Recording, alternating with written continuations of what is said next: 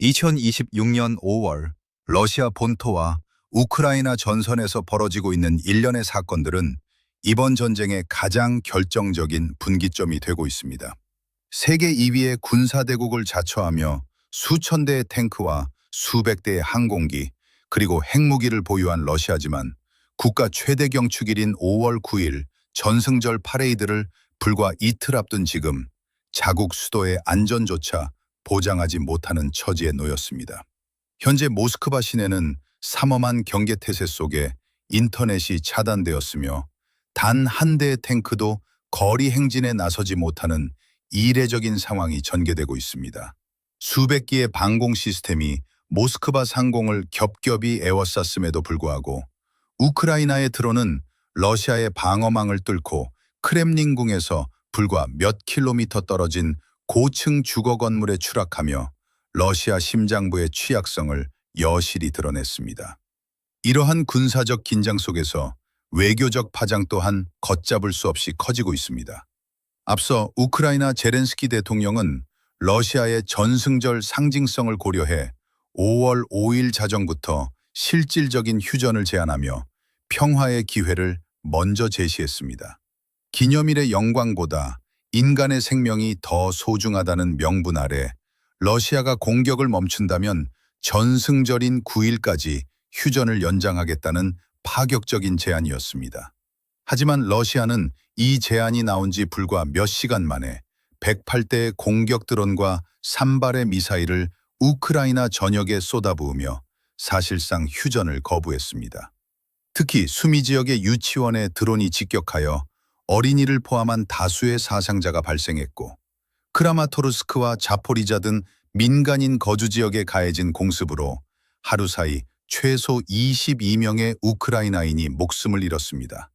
크렘린궁 대변인 드미트리 페스코프가 평화를 논하고 국영방송이 푸틴 대통령의 인도주의적 조치를 홍보하던 그 시각 현장에서는 민간인을 향한 무차별적인 살상이 자행된 것입니다. 이에 대해 안드리 시비하 우크라이나 외무장관은 러시아의 휴전 제안은 가짜이며 푸틴은 인간의 생명보다 군사 퍼레이드에만 관심이 있다는 점이 증명되었다고 강하게 비판했습니다. 결과적으로 러시아는 스스로 평화의 기회를 걷어찼으며 이는 우크라이나의 향후 전개될 모든 군사적 대응에 대한 국제법적, 도덕적 정당성을 부여하는 결정적인 전략적 실책이 되었습니다. 러시아 국방부가 이번 전승절 행사를 소위 현재의 작전 상황을 이유로 축소 진행한다고 발표한 가운데 모스크바 붉은 광장의 풍경은 과거와 판이한 모습을 보이고 있습니다. 지난 수십 년간 러시아의 군사적 위용을 상징해온 T-90 전차, S-400 미사일 방어 시스템, 그리고 아르마타 장갑차 등 중장비 기갑부대의 행렬이 올해는 완전히 자취를 감췄습니다. 보병의 행진과 일부 항공기 비행은 유지되지만 퍼레이드의 핵심인 기갑 전력이 제외된 것은 근 20년 만에 처음 있는 일입니다. 이는 우크라이나의 드론 공격에 대한 러시아 지도부의 극심한 공포를 반영하는 것으로 자국 수도 한복판에서조차 군사장비의 안전을 담보할 수 없다는 방증으로 풀이됩니다. 실제로 모스크바는 축제 분위기 대신 전시 계엄에 가까운 삼엄한 통제 아래 놓여 있습니다. 우크라이나 정보 당국과 국제통신사들이 전한 현지 상황에 따르면 러시아 정부는 드론 조종 및 정보 유출을 막기 위해 시내 모바일 인터넷과 문자 메시지 서비스를 전면 차단했습니다. 또한 ATM 이용 제한과 공항 운항 축소가 이어졌으며 전방부대에서 가져온 수백 기의 방공 시스템이 시내 곳곳에 배치되었습니다. 붉은 광장 주변 건물에는 저격수들이 배치되었고 모스크바 강에는 보안 정찰선이 투입되는 등 승리의 축하가 아닌 적습을 대비하는 요새의 형국을 띠고 있습니다. 볼로디미르 젤렌스키 대통령은 에레반에서 열린 유럽 정치 공동체 정상회의에서 러시아가 군사 장비 없는 퍼레이드를 선언한 것은 드론이 붉은 광장 상공을 비행할 것을 두려워하기 때문이라며 러시아의 군사적 위신 추락을 직격했습니다. 이러한 공포는 실질적인 타격 결과에 근거하고 있습니다. 지난 5월 4일 모스크바의 고급 주거지구인 모스필모프스카야 거리의 고층 건물이 드론 공격을 받아 외벽이 파손되는 사건이 발생했습니다. 세르게이 소베닌 모스크바 시장은 인명피해가 없다고 발표했으나 모스크바는 안전하다는 크렘린의 선전은 이미 무너졌습니다. 이어 5월 7일 새벽에는 전쟁 발발 이후 두 번째로 큰 규모의 드론 공격이 러시아 전역을 강타했습니다. 러시아 측은 20개 지역에서 347대의 드론을 격추했다고 주장했으나 모스크바 남서부 나로포민스크에 위치한 국방부 물류기지가 정밀 타격을 입었습니다. 이곳은 러시아군의 군수물자 자동 배분을 담당하는 핵심 거점으로 전승절이라는 대규모 선전 행사를 앞두고 러시아의 병참 신경망이 마비되는 수모를 겪었습니다. 전문가들은 우크라이나의 신부 타격 능력이 지난 10개월 사이 6배가량 급증했으며 이제는 러시아 접경지에서 1,500km 떨어진 체보크사리의 군사산업시설까지 F-5 플라밍고 순항미사일로 타격할 수 있는 수준에 도달했다고 분석하고 있습니다.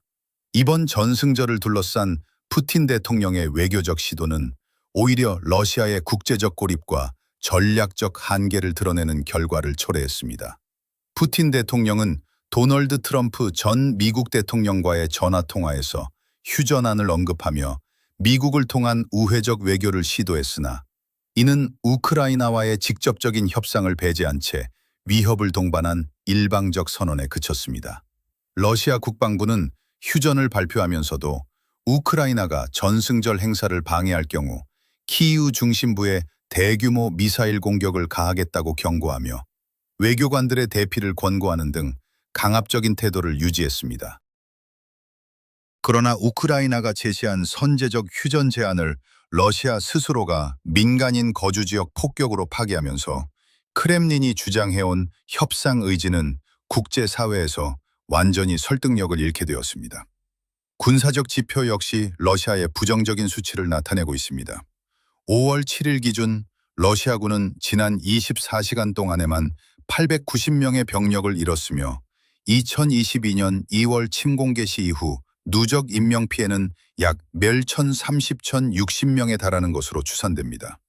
단 며칠 만에 끝날 것으로 예상했던 특별 군사작전이 4년 넘게 지속되며 100만 명이 넘는 사상자를 낸 것입니다.